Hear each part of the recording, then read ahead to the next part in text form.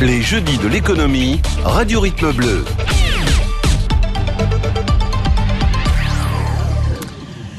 Peut-on encore innover sur le web ? C'est la question que nous nous posons ce midi dans le jeudi de l'économie, un jeudi de l'innovation présenté en partenariat avec Stratégie NC, avec la participation de Laurent Fogliani. Bonjour. Bonjour Elisabeth. Merci d'être avec nous ce midi, et de Ludovic D'Antoni de l'entreprise Mon Coach Web Marketing. Bonjour. Bonjour Elisabeth. Merci d'être là. Vous êtes donc un expert en web marketing et en e-commerce. Aujourd'hui, toutes les sociétés, toutes les entreprises ont un site web. On peut même faire son site internet tout seul en ligne.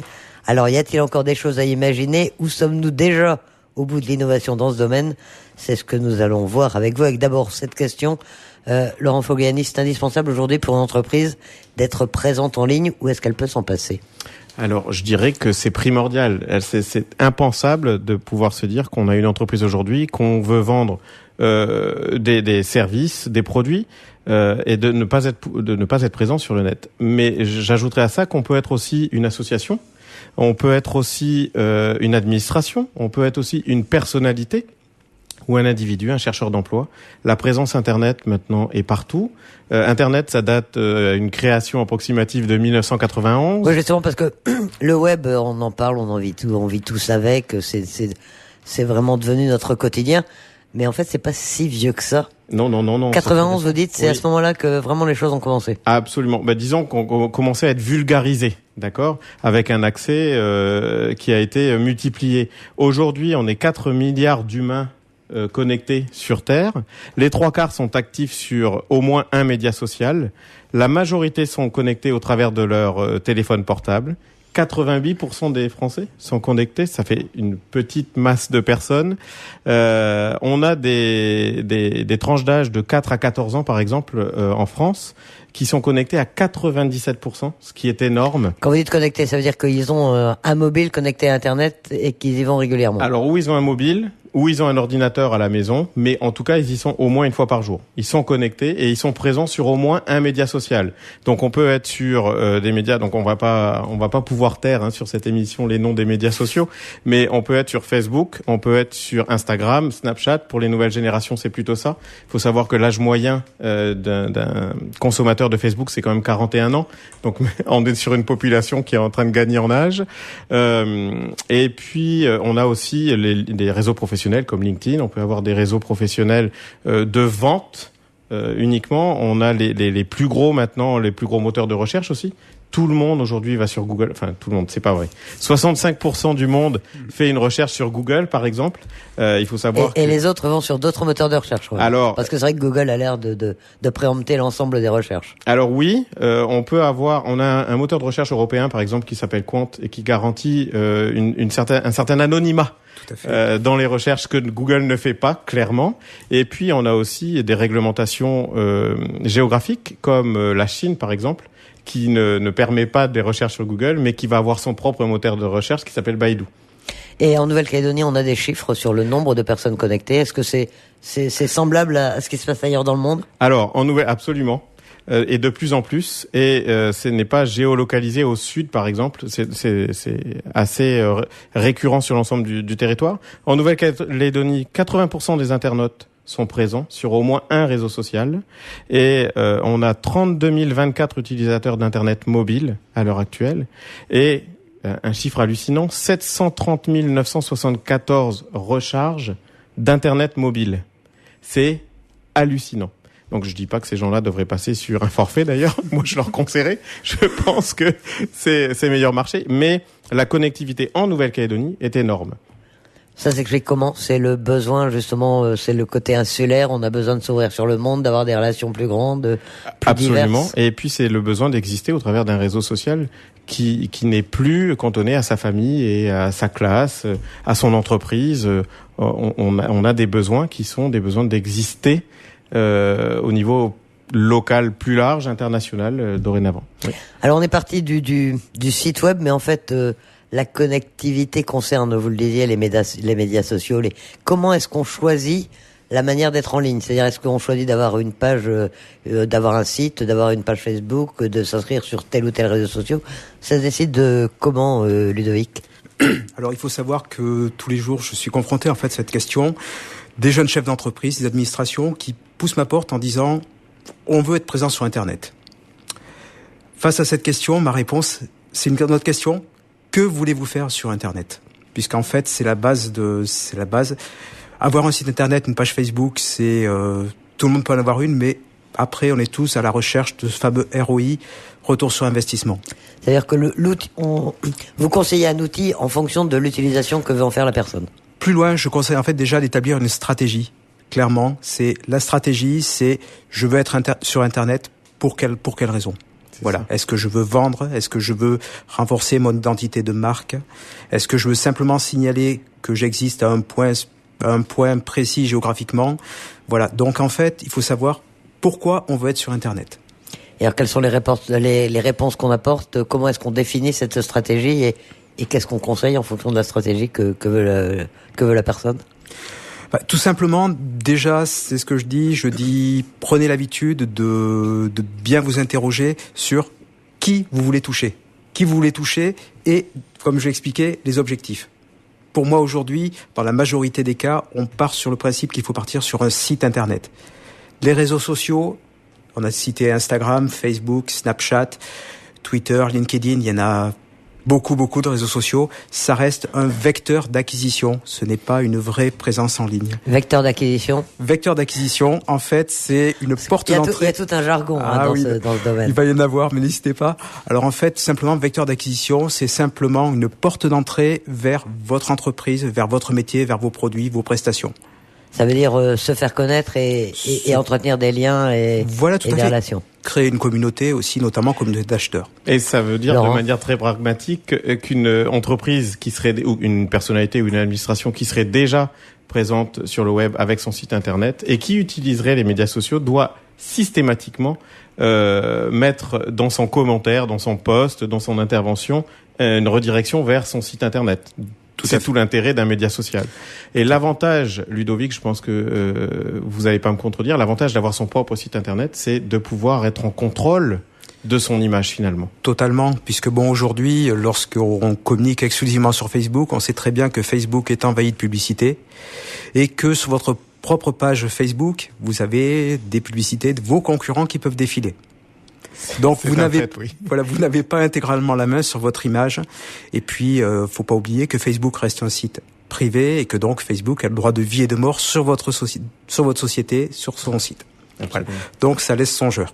Donc ça veut dire que il est essentiel d'avoir votre conseil, c'est d'avoir un site de toute façon sur lequel on met des liens et des relations avec éventuellement les réseaux sociaux sur lesquels on est. Tout à fait. Alors un site, c'est pareil, un site, il y en a plein. Ils ont tous des vocations un peu différentes. Comment est-ce qu'on construit et comment est-ce qu'on décide de la forme qu'aura son site internet ? C'est pas pareil quand on est un individu, quand on est une entreprise, quand on est un commerce. Non, c'est aujourd'hui, une fois que la stratégie a été établie, en fait, on se doit de réfléchir sur la forme. Alors, à chaque activité correspond une forme de site. Si vous voulez simplement signaler une présence géographique, un simple site vitrine fera l'affaire. Si vous voulez faire du commerce en ligne, dans ces cas-là, on va partir sur une boutique e-commerce. Donc, à chaque métier, chaque besoin correspond à un type de site. Pour ça, effectivement, il y a les professionnels du net qui sont là pour aiguiller, pour vous dire préférez telle sorte de site plutôt que telle autre. Et les blogs, est-ce qu'une personnalité, enfin un individu, plutôt qu'un site, il a intérêt à se créer son blog ? Est-ce que c'est différent ? Alors aujourd'hui, en fait, le terme de blog est un terme qui est un peu désuet. Pardon. Voilà. Et ça se traduit comment aujourd'hui ? Alors aujourd'hui, en fait, on a un vrai melting pot, rassemblement de la partie vitrine et la partie blog, c'est-à-dire que tout est mélangé. Donc le blog tel qu'on l'a connu dans les années 90, 2000, il est un petit peu has-been, il est fini. Maintenant, on est vraiment sur une fusion entre la partie vitrine et la partie blog. Alors aujourd'hui en particulier, clairement, on dit j'ai un blog, mais en fait c'est un réseau social privé. Voilà. Et c'est pas un site. C'est un site. En fait, le site internet, c'est une grande famille qui comprend les blogs, voilà, entre guillemets, le e-commerce, les sites de web to store, voilà. Le site internet, c'est une appellation générale. C'est comme quand on dit web, il y a plein d'autres services dans le web, voilà. Laurent ? Alors, de manière très pratique, vous le disiez, Ludovic, tout le monde a un site internet, ou une grosse partie des entreprises en ont. Il y en a encore, visiblement, j'espère, une petite partie qui se demande s'ils doivent en avoir ou pas. Je pense que maintenant c'est assez clair. Mais qui fait et comment on fait un bon site internet ? Est-ce qu'on peut le faire ? Est-ce que je suis une petite structure, on est 3 personnes, j'ai pas de moyens pour ça ? Est-ce que je décide de faire mon site internet tout seul ? Et si oui, il y a certainement des solutions en ligne pour ça. Ou est-ce que je fais appel à un prestataire ? Et est-ce que à chaque fois je me dis, je suis une petite structure, j'ai pas 1 million CFP ou 2 millions à mettre sur un site internet. Comment je fais ? Combien ça coûte ? Auprès de qui je m'adresse ? Est-ce que je le fais tout seul ? Aujourd'hui, c'est pas parce que je suis un petit cuisinier que je peux pas cuisiner, et voilà. Le principe, il est pas plus compliqué. Aujourd'hui, le net est accessible à tous. Concevoir un site, c'est à la portée de tous, pourvu qu'on soit motivé à apprendre un petit peu le fonctionnement des outils tels que WordPress, Joomla, Drupal. J'emploie des solutions techniques, pourvu qu'on soit un petit peu motivé. On peut faire un site. Est-ce que le site aura une apparence professionnelle ? C'est la vraie question. La création d'un site, c'est accessible à tous. Un site professionnel, il faut un petit peu plus de connaissances, de savoir-faire pour arriver à avoir un site qui tienne réellement la route, qui soit captivant, qui réponde aux normes actuelles du marché. Ça veut dire que quand on voit des publicités, notamment à la télévision, où on vous dit fabriquez votre site vous-même, c'est vrai. Vous cliquez là-dessus, vous le faites, vous choisissez les photos et tout, ça donne un résultat artisanal qui est pas satisfaisant. Ça donne un résultat amateur qui peut être contre-productif, c'est ce que je dis bien souvent. Faut pas oublier que sur Internet, c'est votre image que vous défendez. Est-ce qu'aujourd'hui, une boutique physique peut avoir une devanture qui est en désordre ou sale ? La réponse est non. Internet, c'est une devanture et le site doit être correct, répondre aux usages, avoir une charte graphique établie, avoir un logo établi. C'est donc un vrai métier. Faire un site, tout le monde peut le faire. Avoir un site professionnel, c'est réservé à des agences, à des prestataires qui s'y connaissent. Alors donc c'est presque une escroquerie de dire aux gens faites votre site tout seul, on sait que le résultat sera pas bon. La publicité est trompeuse, on vous dit pas faites un beau site tout seul. Voilà, la nuance est importante. J'aime beaucoup la nuance. On a bien compris que pour avoir une démarche, une visibilité web, il fallait d'abord que ça réponde à une stratégie. Tout à fait. C'est-à-dire qu'on ait qu'on sache d'abord qui on est, qu'on sache où est-ce qu'on veut aller, puisque ça doit répondre à une stratégie d'entreprise. Donc qu'on ait des cibles à atteindre et qu'en fonction de ces cibles à atteindre, on va développer les outils web nécessaires à l'atteinte de ces cibles. Le site internet étant l'outil qu'on maîtrise le plus, puisqu'on maîtrise notre image, notre réputation. Qu'est-ce qui fait d'un site internet un bon site internet ? Alors aujourd'hui, je l'ai évoqué tout à l'heure, c'était déjà le fait qu'un site internet réponde aux standards d'Internet. Aujourd'hui, on peut faire un site Internet bariolé. Est-ce que c'est ce que le public attend ? Je crois pas. On peut faire un site Internet avec des tailles disproportionnées qui ne passent pas sur tous les écrans. Est-ce que c'est ce que le public attend ? Aujourd'hui, en termes d'Internet, on a des attentes en termes de design. Voilà, les designs de sites internet, ça change tous les ans. Il y a des tendances. C'est un petit peu comme la mode. Voilà, Certaines couleurs sont à la mode à certaines périodes, d'autres non. Voilà, mais aussi il y a ces fameux standards techniques qui sont des standards. On peut en parler quelques-uns. Je vais peut-être parler un petit peu technique. Par exemple, le HTTPS, qui est un protocole de sécurisation que Google tend à imposer à partir du 1er juillet. On peut parler, par exemple, du responsive design. Là, c'est un gros mot, je suis désolé. Le responsive design, c'est-à-dire c'est la faculté d'un site... Pas un gros mot, mais traduisez que les auditeurs comprennent bien de quoi on parle. Voilà, c'est-à-dire c'est en fait la possibilité pour un site de s'adapter sur un terminal mobile, c'est-à-dire un téléphone ou une tablette. Ça devient indispensable, ça. Voilà, c'est sans détérioration. Indispensable, oui, je rebondis dessus. Aujourd'hui, il faut savoir que l'internaute calédonien est hyper connecté et surtout l'internaute calédonien est un nomade. C'est vraiment un digital nomade avec tout le temps son téléphone portable. Et sur une grande partie des sites que je gère, je constate qu'il y a 60 à 70% de connexions qui sont faites via des téléphones mobiles. Donc ça laisse songeur. Et est-ce que la plupart des sites calédoniens sont effectivement responsives ou non ? C'est une tendance actuelle ? J'aurais bien aimé dire oui, ils sont responsives, mais hélas, on a beaucoup de retard en matière de sites responsives sur le territoire. Et c'est bien dommage parce que du coup, on a l'expérience utilisateur, ce qu'on appelle l'UX dans notre métier, qui en prend un coup. Et clairement, qu'est-ce qui se passe ? C'est que les internautes sont tellement déçus de ces sites-là qu'ils n'y retournent pas. Donc en fait, l'internaute calédonien, il surfe surtout sur des sites qui ne sont pas en Calédonie. Hélas, c'est ce que oui. vous êtes en train de me dire. Hélas, oui. Voilà. C'est vraiment regrettable, mais heureusement, on a des agences qui sont de plus en plus compétentes et des prestataires de plus en plus compétents, et les nouveaux sites répondent de plus en plus à ces normes de responsive design et vont même plus loin, puisque Google a mis en place une norme qu'on appelle l'AMP, Accelerate Mobile Process, voilà, qui est une version ultra portable des sites. Voilà. Donc, il y a quand même des prestataires sérieux et ça fait du bien. Je voudrais revenir sur un point que vous évoquiez, c'est l'ergonomie du site, son design. C'est une question de mode, effectivement. Oui. Et donc, ça change très vite. Comme la mode, peut-être. Ça veut dire que quand on a un site, il faut le refaire régulièrement, le rafraîchir, le moderniser, l'adapter. Tout à fait. Tout à fait. Là-dessus, un site internet, ça a une durée de vie. À une époque, quand on faisait un site pour 10 ans. Maintenant, on sait très bien qu'un site internet, tous les 2 ans, 3 ans, il va falloir prévoir une petite retouche graphique, une amélioration du design. Et c'est indispensable. C'est un plus. C'est un plus. C'est indispensable parce que il y a pas qu'une retouche de design, j'imagine. Il y a aussi des technologies qui évoluent, le responsive en étant une. Mais je pense qu'il faut pas partir non plus de l'acquis. Vous allez me confirmer ou pas, Ludovic, mais l'acquis je suis une entreprise, j'ai un site internet.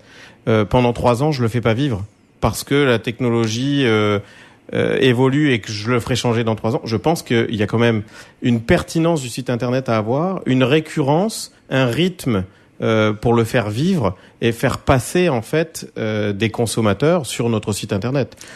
Tout à fait. Disons que il faut casser un petit peu l'image qu'un site internet est un monument qui est immuable. Un site internet, c'est comme une entreprise, sa vie. Autrement dit, un site internet, vous devez partager dessus votre actualité, la vie de votre société, c'est-à-dire, comme je dis bien souvent, partager un anniversaire d'un de vos collaborateurs. Parce que un collaborateur fait partie de votre entreprise. Partagez votre nouvelle gamme de produits, faites découvrir en fait la vie de votre société. Internet est virtuel, mais on doit essayer de rapprocher l'humain pour justement lui donner une autre dimension. Et le site internet, c'est du virtuel, mais il y a de l'humain derrière, et cet humain, il doit transparaître. Absolument. J'imagine que partager la satisfaction du client est aussi primordial quand on est une entreprise et qu'on est présent sur le web, par exemple. Tout à fait. Alors, pour revenir à ce qu'on disait tout à l'heure, la création de son site soi-même sur Internet, en gros, on oublie parce que on n'aura pas forcément le résultat qu'on attend. À qui on s'adresse dans ces cas-là quand on veut faire un site Internet ? À des agences, tout simplement. Voilà, il y en a un peu plus de 70, je crois, sur le territoire. Voilà, qui commencent à être fédérés d'ailleurs par un syndicat du numérique. Voilà, et une grappe numérique. Elles sont en concurrence quand même, ces agences, j'imagine. Elles sont en concurrence, des fois en partenariat. C'est justement ce qui fait plaisir, c'est qu'en Calédonie, contrairement à la métropole, il y a une vraie synergie entre les agences. C'est-à-dire qu'il y a vraiment cette intelligence à partager des dossiers, à partager des compétences pour arriver à des coûts qui sont des fois plus compétitifs et des sites qui sont plus réussis. Donc effectivement, sur le territoire, on a 70 agences approximativement qui font du bon travail. Et on choisit comment ? C'est le bouche à oreille, c'est la réputation, on voit un site, on dit tiens, il me plaît, j'aimerais le même. Comment est-ce qu'on fait ? Moi, je pars du principe que chaque agence, quand on est contacté par un client, on se doit d'écouter le client et de lui faire un projet Internet et un projet de vie de son site Internet. C'est-à-dire lui dire aujourd'hui, vous commencez avec votre site Internet, un site basique, et on se projette budgétairement et en termes de projet sur l'avenir, sur 2 ans, 3 ans, 5 ans. Lui dire votre site, dans 3 ans, on voudrait atteindre cet objectif. Dans 5 ans, et en fait, on séduit le client avec cette approche-là. Voilà. Donc c'est ce qu'on disait tout à l'heure, ça doit répondre à une stratégie d'entreprise, avoir une stratégie digitale. Donc en gros, une agence qu'on sollicite et qui répond par des outils, déjà on peut se poser des questions. Il faut déjà qu'elle vous réponde normalement par de la stratégie. Tout à fait. La stratégie, c'est vraiment la base. S'il n'y a pas cette stratégie, on se doit de se poser avec le client et essayer de l'établir. Voilà, puisque on est quand même sur un métier qui reste technique. Alors, de manière très concrète, Ludovic, je vois plusieurs sites internet présents sur le web, calédonien ou non d'ailleurs, parce que ça veut pas dire que parce qu'on est en Calédonie, on n'a pas de qualité, loin de là. Mais derrière, il y a une réelle problématique au niveau du référencement. C'est une chose d'avoir son site internet, c'en est une autre d'être présent, je suppose, sur les moteurs de recherche et d'être en haut de la liste quand quelqu'un fait une recherche sur un service, un produit. Comment est-ce que ça se passe ? Le référence, parce que finalement, on va estimer la qualité d'un site internet, quand je suis une entreprise ou je suis fournisseur, par son référencement. Tout à fait. Alors, J'ai dit beaucoup de bien de toutes les agences web en Calédonie par rapport à la conception de sites. Et là, c'est en matière de référencement Internet, la Calédonie est à la traîne. Voilà. Le référencement Internet, c'est une discipline qu'on appelle le SEO, Search Engine Optimization. Voilà, c'est une appellation un petit peu technique et en fait qui consiste à optimiser un site Internet pour qu'il se positionne dans ce que l'on appelle le carré d'or de Google. Le carré d'or, c'est les 3 à 4 premières places du moteur de recherche. Par exemple, si vous tapez Radio Nouvelle-Calédonie, c'est intéressant que RRB arrive premier, puisque on génère un trafic qui est gratuit. Mais pour une radio, je suis d'accord. Mais je suis une entreprise calédonienne, voire un commerce calédonien. Je veux faire savoir à mes clients en Calédonie que j'ai telle innovation, telle nouveauté, telle. Est-ce que j'ai besoin d'être référencé, puisque je m'adresse à un public qui finalement est ici et pas forcément. Justement, la technologie... Est-ce que c'est pas ça qui justifie le fait qu'il y a un retard de référencement en Nouvelle-Calédonie, parce que dans la stratégie des différentes sociétés, il n'y a pas forcément cette volonté d'être lisible ailleurs dans le monde, quoi. Je pense en fait qu'il y a eu un manque d'éducation en fait des chefs d'entreprise quand on leur fait un site internet. Voilà, c'est clairement là et c'est ce qui fait défaut. Aujourd'hui, Google a mis en place maintes et maintes algorithmes, c'est-à-dire maintes programmes de référencement qui font que si vous tapez chaussures vente de chaussures sur Google, les résultats qui vont être présentés en premier sont des résultats locaux parce qu'on vous géolocalise. Donc en fait, être référencé, c'est très important parce qu'on va pas se retrouver en concurrence avec un magasin à Paris, puisque Google va détecter que vous êtes à Nouméa, à Koné, à Bourail, et va vous proposer des résultats géolocalisés. Donc aujourd'hui, le problème, c'est que les chefs d'entreprise négligent ce volet référencement. C'est un tort, à mon avis, puisque le référencement, c'est du trafic qui est gratuit. Aujourd'hui, on a évoqué un petit peu la publicité payante, c'est-à-dire des agences de pub comme AdWords, comme Facebook, où on paye le visiteur, c'est-à-dire le coût par clic, ou on paye le CPA, le coût par affichage. Là, nous sommes sur de la gratuité.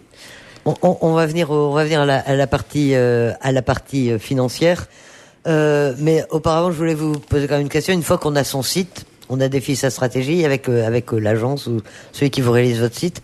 Après, il faut le faire vivre. Vous me dites faire parler de l'anniversaire de tel ou tel collaborateur. Oui. Qui est-ce qui fait vivre ce site? Qui est-ce qui le met à jour? Est-ce que le chef d'entreprise qui a son site, il doit en plus aller mettre à jour son site internet? Est-ce qu'il doit s'en occuper lui-même? Alors aujourd'hui, on a une chance énorme, c'est qu'il y a de superbes outils qui existent, qu'on appelle les CMS. Encore une fois, désolé, un mot un petit peu compliqué, qui sont en fait des interfaces qui sont très très simples à maîtriser, qui font qu'un site internet est à la portée de tous. C'est-à-dire, nous n'avons pas besoin d'avoir une licence ou un autre diplôme en informatique pour faire vivre un site internet. Alors effectivement, c'est chronophage, ça, on peut pas l'enlever. Par contre, en termes de compétences, c'est à la portée de tous. Donc aujourd'hui, il y a beaucoup d'entreprises qui traitent ça en in-house, voilà, un terme donc en interne, voilà. Oui, ça c'est facile à traduire en français quand même. Voilà. Faites un petit effort, quoi. Et ensuite, effectivement, il y a beaucoup d'entreprises aussi qui font appel à des agences pour faire vivre le site. Moi, de mon côté, je préconise toujours à ce que ça soit l'entreprise qui fasse vivre son site. Il y a une personne ou deux, une équipe dédiée à l'intérieur de l'entreprise. Un référent numérique, voilà, j'appelle ça un référent numérique, quelqu'un que l'on peut former pour bien utiliser les outils, pour bien s'approprier les codes du web. Voilà. Alors, on parlait des coûts tout à l'heure. Et d'abord, le coût d'un site internet. Est-ce que une page Facebook, c'est gratuit, un site internet, c'est payant? Comment ça se... Alors, là, juste Facebook, je pense qu'on y reviendra peut-être un petit peu après. Il y a toujours un adage qui dit, si c'est gratuit, c'est vous le produit. Voilà. Donc, n'oubliez jamais ça, Facebook n'est pas totalement gratuit. Pour ce qui est du site internet, effectivement, c'est payant. Ça va dépendre du projet. Là, je vais peut-être parler un petit peu comme un politicien, mais ça va dépendre du projet que vous désirez porter. C'est-à-dire si vous désirez un petit site vitrine ou si vous désirez... S'il y a des fonctionnalités en plus que vous voulez ajouter. Si c'est une vitrine simple, on va dire à partir de 100 000, 200 000 francs, on peut rentrer sur le web avec un site très professionnel. Ensuite, ça peut monter à plusieurs millions si vous voulez faire du e-commerce, si vous voulez faire des choses comme ça. En fait, à chaque projet, un portefeuille.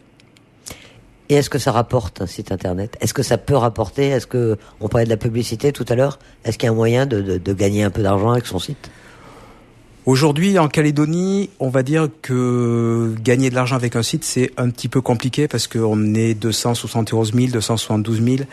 Donc c'est un petit peu compliqué. Aujourd'hui, avoir un site internet en Calédonie, c'est surtout dire « j'existe ». Voilà, je suis présent sur la place, j'existe, venez me voir. C'est-à-dire que plutôt que préférer par exemple du e-commerce, c'est quelque chose qui marche très bien en métropole puisqu'il y a de la population en conséquence. On va plutôt proposer par exemple du web to store, c'est-à-dire grosso modo les gens vous découvrent sur internet, découvrent votre boutique, découvrent vos produits et se rendent en magasin le chercher directement. Donc il faut attendre. Ils peuvent éventuellement commander, précommander sur le site. Précommander ou simplement se dire le produit existe à Nouméa à telle adresse. Et donc je me déplace pour aller le chercher. Je me déplace pour aller le chercher. Voilà. C'est plus vraiment du e-commerce, ça, effectivement. C'est du web to store. Ça prend aussi beaucoup en métropole, c'est-à-dire que on peut pas parler de repli du e-commerce en métropole, mais d'une croissance du web to store. Et la Calédonie, c'est en fait ce challenge qu'elle doit relever, c'est passer sur du web to store. Je vois mon produit en ligne chez un commerçant, je manifeste ma volonté d'acheter ou simplement je me rends chez le commerçant parce que je sais qu'il a le produit. Et il y a déjà beaucoup d'entreprises qui sont dans cette démarche en Nouvelle-Calédonie, qui vous le demandent ou qui... Tout à fait. Il y a de plus en plus de demandes et de produits dérivés aussi autour du web to store. Par exemple, j'ai collaboré récemment à un site qui propose des coupons de réduction sous la forme de web to store. C'est-à-dire, donc, vous téléchargez un coupon de réduction sur Internet qui est valable sur un produit qui est valable chez un commerçant. Voilà. La publicité sur un site, ça sert à quoi et ça rapporte quoi ? Alors, la publicité pour un site plutôt. La publicité pour un site, ça amène beaucoup de trafic, des prospects, et après, l'espoir de conversion en client. Voilà. Faut savoir que ça coûte peu cher quand on est sur du réseau Facebook. Alors, si on peut avoir une comparaison, je suppose que dans vos différentes vies professionnelles, vous avez pu avoir des exemples, justement, potentiellement, entre de la publicité papier, par exemple, où on sait que c'est de moins en moins fréquent, ou en tout cas, on n'en maîtrise ni la portée, ni la visibilité, parce ça dépend souvent de la durée de vie du support lui-même. Tout à fait. Je suppose que sur le web, on a un peu plus de retours, un peu plus de fréquentation. On peut déjà en tant qu'entreprise, si je fais une publicité, que je maîtrise son achat ou l'achat de publicité sur des réseaux sociaux comme Facebook par exemple, je sais le nombre de personnes, je peux suivre le nombre de personnes que j'ai pu toucher, le nombre de personnes qui suite à ça sont venues sur mon site pour le consulter, et je suppose que les coûts sont moindres par rapport aux anciennes méthodes de communication comme pouvait être le papier. Tout à fait, disons que l'internaute, commence à délaisser le papier de plus en plus, et donc la rentabilité des supports papier tend à chuter. C'est aussi, il y a cette part qui est prouvée, aussi il y a la perte de confiance de la part des entreprises dans le support papier. Aujourd'hui, lorsqu'on communique sur Internet, on a tout un tas d'indicateurs. Ces indicateurs de tracking qui nous permettent de savoir combien de personnes ont effectivement vu la publicité, combien de personnes ont cliqué sur la publicité, et ensuite on va même très loin jusqu'à savoir combien de personnes ont acheté suite à la vision de cette publicité. C'est ce qu'on appelle justement la conversion. Donc aujourd'hui, on va très très loin. Et pour des coûts qui sont moindres. C'est-à-dire qu'on peut communiquer sur du Facebook avec l'équivalent de 120 francs. On peut communiquer sur une journée. C'est des budgets qui sont beaucoup moins élevés que le budget papier et qui, du coup, sont beaucoup plus rentables. Voilà. Dans des précédentes expériences, il m'est arrivé de diviser dans des entreprises le budget papier par 10 et d'optimiser les retours sur investissement par 5, c'est-à-dire de convertir 5 fois plus. 5 fois plus de clients, donc de prospects qu'on ramène à l'entreprise et qui sont devenus des clients. Voilà, tout à fait. Quelles sont les évolutions envisageables aujourd'hui pour les sites internet ? On a vu que ça avait beaucoup évolué, donc depuis leur création, depuis 91. Est-ce qu'il y a encore un bond qui est envisageable, ou est-ce qu'on ne l'a pas encore entrevu et qu'on va le découvrir dans les mois ou les années qui viennent ? Je crois que la révolution, elle est en cours déjà. Voilà. Alors aujourd'hui, il y a plusieurs révolutions. Il y a par exemple ce qu'on appelle l'IoT, c'est-à-dire l'Internet des objets. Il y a de plus en plus d'objets connectés, les montres connectées, les bracelets connectés, les bagues connectées. Il y a vraiment tout un vrai marché de l'Internet qui est en train de se développer autour de ces produits. On a même des appareils ménagers qui sont connectés. Oui. Le frigo connecté avec un écran de télé qui vous gère votre liste de courses. Donc l'avenir d'Internet, il est là. Il est aussi dans tout ce qu'on appelle la partie réalité augmentée. La réalité augmentée vous permet en fait de voir un objet en 3 dimensions chez vous avant de l'acheter. Et c'est l'avenir des sites Internet. C'est une fonctionnalité qui va devoir être développée sur un site où les gens pourront voir réellement. Réellement, voilà, ils mettent une paire de lunettes spéciales qui permet donc d'avoir l'objet en 3 dimensions comme si vous l'aviez devant vous. Et ça s'annonce vraiment comme une très très très grande révolution de l'Internet. Il y a une autre révolution aussi qui est initiée par Google, qui s'appelle Google Home. Et c'est-à-dire c'est toute la recherche vocale et l'assistance vocale dans la maison avec la domotique qui revient en avant et qui est aussi donc donc la recherche en intelligence artificielle et en... Voilà. Donc c'est en pleine mutation. On n'en est pas encore là en Calédonie ou ça va arriver en même temps forcément? Est-ce que maintenant on est de toute façon dans la même évolution que le monde entier dans ce domaine-là? Est-ce qu'on a du retard à rattraper encore? Je pense qu'on a un petit peu de retard à rattraper. Mais malgré tout, la Calédonie est hyper connectée. C'est ce que nous évoquions. On est hyper connecté. Et ce retard, il va s'estomper au fur et à mesure des années. D'autant que tout ce que vous amenez sur les objets connectés, il faut savoir que d'ici 2020, au niveau du monde, on prévoit que chaque humain sur Terre, c'est plus ou moins correct en fonction d'où on se trouve géographiquiquement, mais que chaque humain sur Terre aura à peu près 10 objets connectés. Donc 10 objets connectés par personne. On parle effectivement de l'ordinateur portable, du téléphone portable, mais aussi du frigo qui fait vos courses en ligne, de la télé qui vous propose les programmes en fonction de vos intérêts, de vos recherches. Donc oui, vous êtes pisté forcément sur le web. Oui, vous êtes devenu un produit pour certains, c'est évident. Mais oui, la domotique va nous simplifier la vie. Donc oui, je suppose que le web est encore ou admet encore des sources d'innovation qui vont être très très importantes, qui sont souvent liées effectivement à de la technologie. Maintenant, le consommateur calédonien est le même que le consommateur qu'on peut trouver en métropole, en Australie, en Nouvelle-Zélande. Il a les mêmes attentes et surtout, il est connecté à l'international. Donc ça veut dire qu'il va avoir les mêmes attentes. Allez, on peut se dire à 2-3 mois près, peut-être de décalage, mais les attentes vont être là, vont être présentes et vont être les mêmes qu'internationalement. Tout à fait. L'insularité d'ailleurs accentue encore plus cette volonté de ressembler au reste du monde et d'être relié au reste du monde.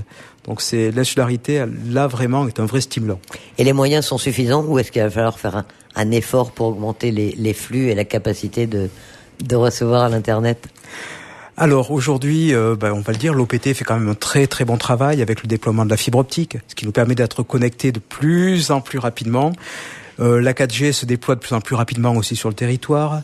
Il y a quand même aussi de beaux réseaux d'objets connectés qui n'utilisent pas le réseau OPT, qui utilisent des réseaux parallèles qui sont en cours de déploiement. On arrive quand même à des belles choses en Calédonie. Voilà, donc c'est très positif en fait pour l'innovation Internet. Vous rencontrez des réfractaires de temps en temps? Il y a des gens qui peuvent vivre sans Internet aujourd'hui, ça existe ou non? Alors les réfractaires que je trouve sont en fait des réfractaires qui veulent préserver leur vie privée. Puisqu'on l'a évoqué, on a évoqué Google, on a évoqué Facebook, qui sont quand même les deux sociétés qui font une violation de la vie privée qui est absolument colossale. Voilà, il faut le savoir.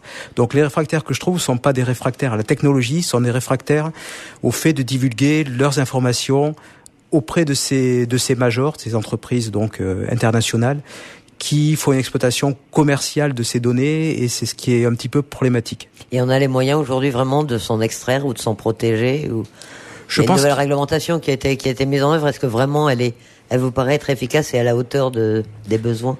Là aujourd'hui, je vais vous répondre simplement sur une autre problématique, c'est que on est en train de faire avec Internet ce qu'on a fait avec la planète, c'est-à-dire on est en train de souiller notre Internet. Et aujourd'hui, il est important que les agences web, que les prestataires web, quels qu'ils soient, aussi petits qu'ils soient, aient conscience qu'il faut arrêter de polluer Internet avec de la publicité digne de vandale, avec du spamming. Tout ça, ça doit s'arrêter. On doit maintenant miser sur un Internet qui est durable et de qualité, et qui soit surtout respectueux de l'internaute. Et pour moi, certaines frontières ont été franchies par Google et par Facebook, ce qui fait que je comprends vraiment les réfractaires. Mais aujourd'hui, il y a vraiment une autre voie qui est possible. C'est justement ces gens qui disent je n'utilise plus Facebook, je n'utilise plus Google, j'utilise par exemple Quant, voilà, qui est respectueux de la vie privée.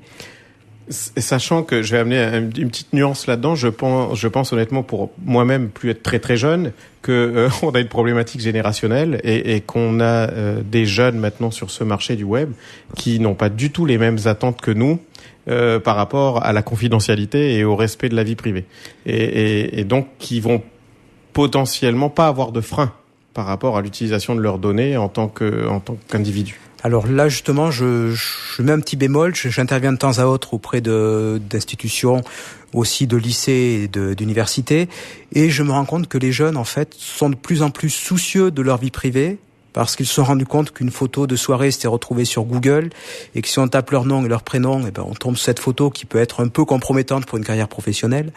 Donc les jeunes sont en fait de plus en plus réceptifs et c'est justement eux qui commencent à quitter Facebook. Donc c'est un problème d'éducation. À nous d'éduquer nos jeunes à l'utilisation de ces outils qui, de toute façon, sont indispensables parce que présents dans nos vies quotidiennement. Tout à fait. Les parents ont un grand devoir d'éducation de leurs enfants en la matière. Et je suppose que les entreprises aussi, finalement, parce qu'on a une éthique derrière l'utilisation qu'on fait, qu'elle soit commerciale ou non d'ailleurs, du web. Tout à fait, et d'ailleurs c'est pour ça que beaucoup d'entreprises rédigent ce qu'on appelle la charte de l'Internet en entreprise, qui explique exactement ce qu'un salarié peut faire avec Internet et ce qu'il ne doit pas faire. On vous sollicite pour préparer ces chartes, pour les écrire ou... Je suis sollicité, dans ces cas-là je travaille toujours avec l'appui d'un cabinet juridique pour justement que nous soyons respectueux à la fois de la législation calédonienne, mais aussi de la CNIL et du nouveau texte qu'on appelle le RGPD qui est en application depuis le 18 mai sur le territoire. Comme dans toute l'Europe. Voilà, tout à fait. Donc on peut encore innover sur le web, si j'ai bien entendu ce que vous disiez les uns et les autres. Merci en tout cas d'avoir participé à ce Jeudi de l'économie, Laurent Fogliani, Ludovic Danteni. Merci pour toutes ces informations. La fin de ce Jeudi de l'économie. Passez une excellente après-midi. Les Jeudis de l'économie, Radio Rythme Bleu.